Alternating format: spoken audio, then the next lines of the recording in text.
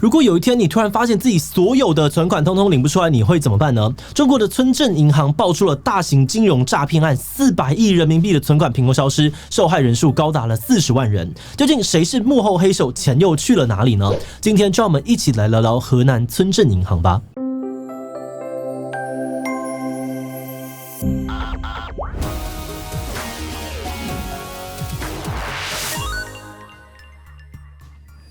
Hello， 大家好，我是志奇。7月初，在中国河南数千位民众上街头示威抗议与警方爆发了激烈的流血冲突。这一场抗议活动呢，仅是过去几个月的取款难事件，超过了40万位民众的存款凭空消失，许多人长达3个月都领不出半毛钱，生活遇上了极大的困难。但是当他们想要自救的时候呢，却又被地方政府以各种魔幻的方式对待，屡屡遭受到阻碍。今天呢，我们会一起来讨论这次事件是怎么爆发的，谁是这场骗局的幕后黑手，民众的血汗钱到底能不能够拿回来呢？不过在开始之前，先让我们进一段工商服务时间。如果你平常喜欢把我们的影片当成 podcast 来收听，那就不要错过我们的 podcast 内容了。现在我们把这一期频道的影片调整成适合纯粹用耳朵听的 podcast 节目，让大家平常的通勤或者是做家事的时候都可以轻松收听。而且我也会在每一集的后半段都会回复大家在 Apple Podcast 上面的留言。那你只要在各大 podcast 平台搜寻志祺77，就可以在这边听到多元的社会议题、新闻时事或趣味新知的介绍。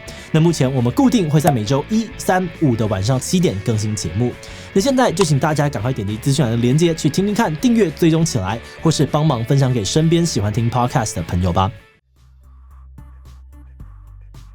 本次事件的核心角色是河南的村镇银行。为了帮助大家接下来的理解，我们要先简单的介绍一下村镇银行是什么。在中国的农村与偏远地区缺乏大型商业银行服务，取而代之的则是小型的村镇银行。这类型的村镇银行呢，只需要几百万人民币就可以设立。由于成立门槛不高，过去10年内呢，村镇银行在全中国遍地开花。截至2021年底中国有1651家的村镇银行，占了银行业金融机构的1/3，在各个城镇都可以看到他们的身影。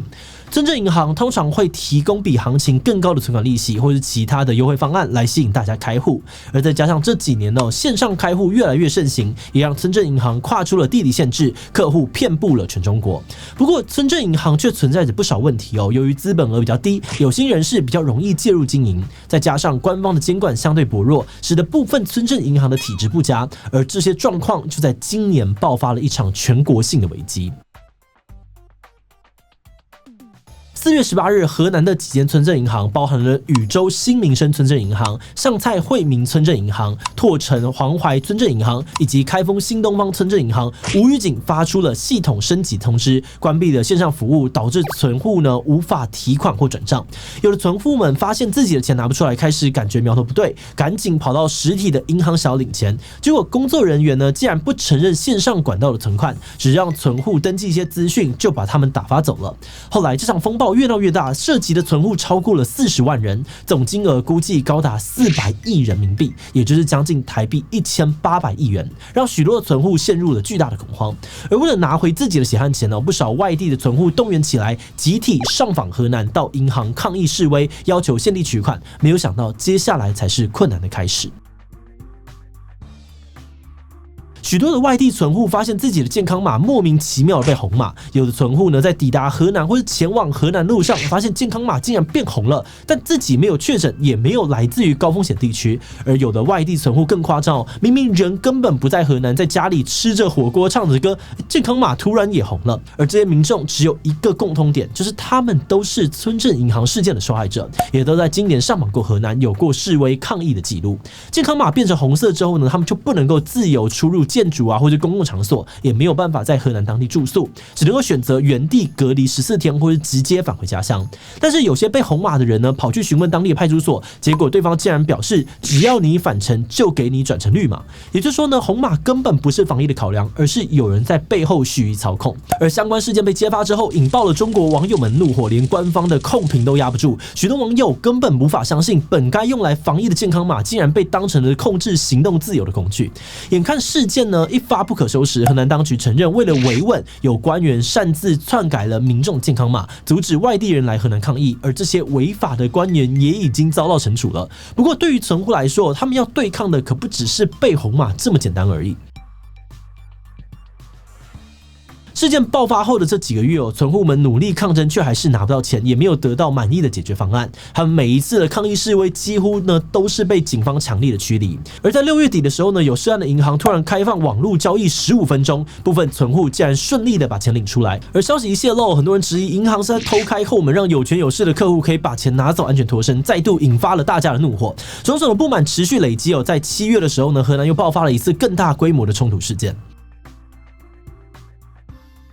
7月10日，数千名受害的存户联合起来，前往河南郑州示威抗议，成为了疫情以来中国最大规模的抗争活动。他们站在郑州人民银行外面，手持标语，高喊着"河南银行还稳存款、还钱、还钱"等等的口号，希望中央可以出手帮助他们，让他们拿回自己的血汗钱。没有想到，现场出现大量身份不明的黑衣、白衣人士，冲进人群当中暴打示威者。许多的示威者呢被打得头破血流，甚至也有身障人士被打到昏迷。而在混乱之后呢，警方强势驱离示威者，摆平了这场抗议活动。影片在网络上面疯传，再次引起了大家的挞伐，但是相关内容也秒速遭到了官方的封锁。有人质疑呢，这些白衣人是政府派的打手，与当初反送中元朗袭击事件的手法如出一辙，是中国政府外包式镇压的一种手段，让黑社会等不明人士来暴力驱赶民众，撇清掉警方的法律责任。而警方后续公布的消息只有强调侦办还在进行，希望大家不要着急，但对于暴力镇压示威者的部分，并没有给出任何的解释。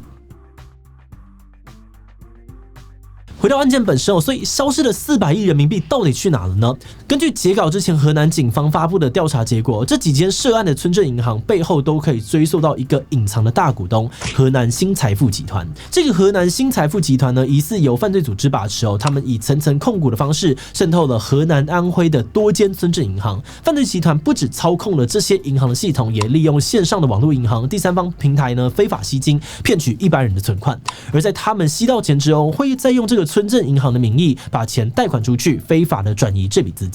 那么关于详细的犯罪结构、犯罪手法，其实还要复杂很多。我们这里先简单带过，想要深入了解的话呢，可以看资讯栏的延伸阅读，了解更多。目前中国政府已经抓获了一批嫌犯，也冻结了一批犯罪资产，而相关的调查正在进行当中。不过犯罪集团的首脑吕毅呢，疑似早就卷款外逃到了美国去。而对于中国民众来说，他们更关心的不只是幕后黑手是谁，而是大家的血汗钱到底有没有办法拿回来。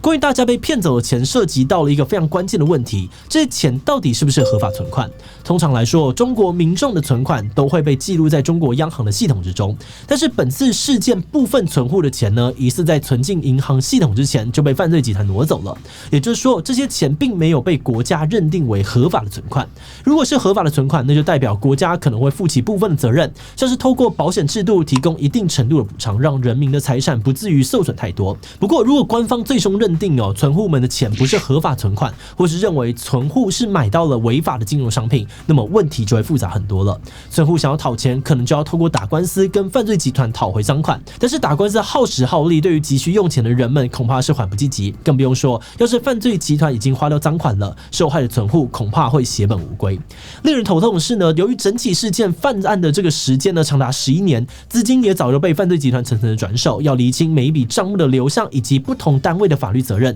都变得非常的困难。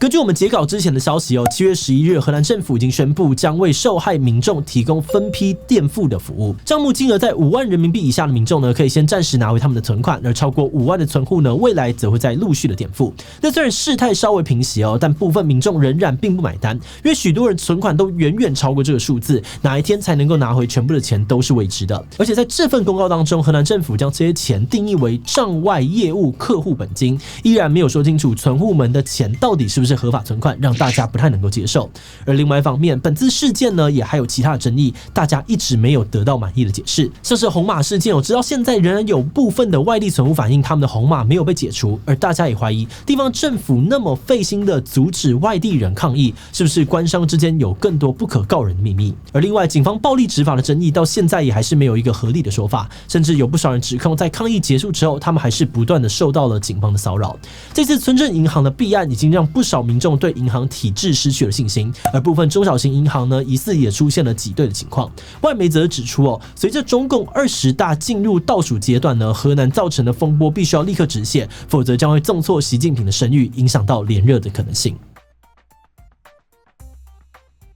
回到这次事件，我们觉得最可怜的还是那些受害存户。我们试着从受害者的观点来重新看待这次的事件哦。他们在合法的银行开账户，在合法的平台上面购买服务，从他们的角度来看，这一切都是正当管道，并没有太大问题。而许多人呢，也是因为对其他的投资方式不太放心，才选择这个乍看之下非常安全的存款商品。他们之所以会信任这些服务呢，就是认为背后有政府在背书，应该不会出太大的状况。但没有想到，他们还是被整个体制背叛，被当成是韭菜收割。而事发之后呢，还要被地方政府乱改健康码，甚至被警方暴力对待。这次受影响的存户不少是农民或是中下层的普通民众，他们将毕生的积蓄托付给了村镇银行，却换来了悲惨的结果。而对于犯罪集团来说，这些骗来的存款只是一个数字，但对存款消失的人们而言，他们失去的可能是整个人生，实在是令人不胜唏嘘。好的，那这集先到这边哦。今天想问大家，如果有一天你突然发现自己的存款不见了，你会怎么做呢？